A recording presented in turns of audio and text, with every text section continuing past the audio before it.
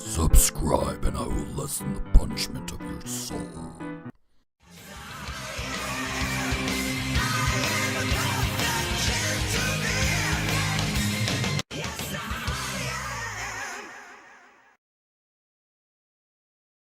I'm bored. Yarg, what were you expecting traveling at sea? Did you expect a pirate showdown or something? Well, I was expecting to have at least another review out before now. Yarg, you're on a boat. It's a slow trip. This could take months or even years before we see another island. Oh, if I was meant to be at sea, I would have been born a mesosaur. Land ho! Land ho! Can you tell what fandom it is? I'm fairly certain it's DuckTales. Are you certain? Pretty sure. Then this is DuckTales 2017. The series begins with a confusing shot of a real seagull being mixed up with a bunch of anthropomorphic seagulls. I have so many questions!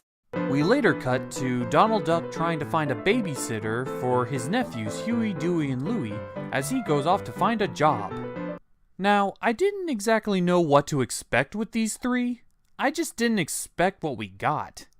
Huey is the one that's all by the book, Dewey is the crazy adventurous one, and Louie is a millennial. Now, this isn't what I envisioned them when I was picturing the show when I first aired. Of course, I didn't know exactly what I was picturing. It just wasn't this. So, props to the writers for playing with my expectations.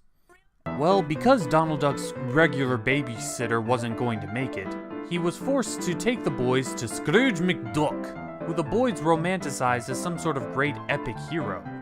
But when we actually see him, all he's doing is hanging out in a very depressing chamber with a group of vultures.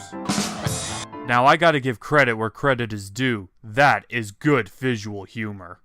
Well, as Scrooge McDuck is being driven home by everyone's soon-to-be favorite character Launchpad, he gets stopped right in front of his gate by Donald's car, and apparently these two are about to square off.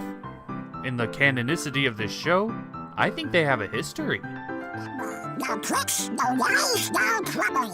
Yes, Uncle Donald. I wasn't talking to you. Jesus, you already had my interest, but after that comment, now you have my full attention. Well, upon receiving the boys, they immediately start annoying him with a bunch of their random questions. So he locks them in a room and gives them a bag of marbles to play with.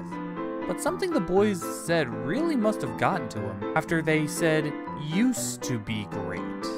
It's all about subtlety. Well, after escaping the closet, they immediately get captured again by everyone's least favorite character from the original show, Webby, who is pretty much Mabel 2.0. Look, I don't have a problem with Mabel's archetype. However, the more you use it, the easier it'll be to point out. Do you really want it to become a cliche?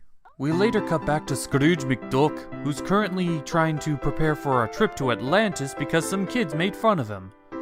And with the nanny trying to talk reason into him, Scrooge says a really hurtful comment that Dewey can't help but overhear. But of course, Scrooge also comes to terms with the fact that he's a little too old to be going on these adventures. And this whole scene is really sad. I thought DuckTales was supposed to make me happy. I am not happy right now. I am very depressed. I was gonna save this for later, but I did find a pub in town that we could all go to. I could use a drink. Yarg, I can wet me whistle too. Well, I guess. But I have to finish the review first. Well, Webby and the boys make it into Scrooge's Hall of Achievements, proving that all of Scrooge's legends were true at some point in time. However, they call fake when they see Donald Duck in a portrait with Scrooge McDuck battling pirates, which of course leads to this, that, and the other thing, and of course a pirate riding a headless horse wielding a sword that will slay its foe no matter what happens, arises. Wow, all this and only 5 minutes left of the episode? I wonder how they're gonna solve it. Hey, Beastie! What's it gonna take to shuffle you off to the afterlife? The head of Scrooge McDuck! There's your head.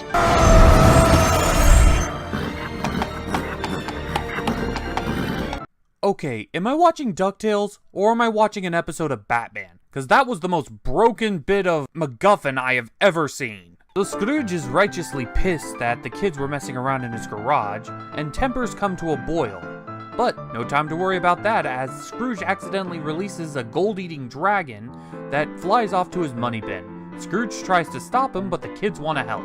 How exactly are they going to catch up to Scrooge McDuck on a flying gold-eating dragon? I'm a pilot. Oh, convenient. So using a pre-established mystical relic, they freeze the dragon in stone. But then it's time for Scrooge to give a lecture. And he's actually thrilled. He's saying that the kids are nothing but trouble and he missed trouble.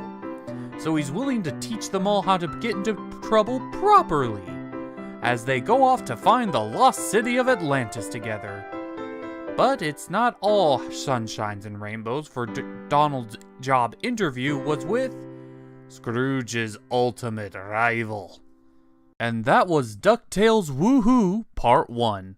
And I have to admit, sadly, as much as I love the original DuckTales, this one blows it out of the water. It has action, it has drama, it has good writing, it has comedy, it has surprisingly well done animation. It did what not even the original DuckTales could do, and get me to care about Huey, Dewey, and Louie. It had the heart and soul of the original DuckTales reincarnated and enforced with so much talent behind it. If you haven't even seen the original DuckTales, you don't have to, because this series is just that good. And this is only episode 1. I still have episode 2 to do. God, I hope there's something that connects this episode with the next episode. Well, maybe. Hey, barkeep, another round over here. Of course, for no one serves beer like Duckston. I think we know this guy.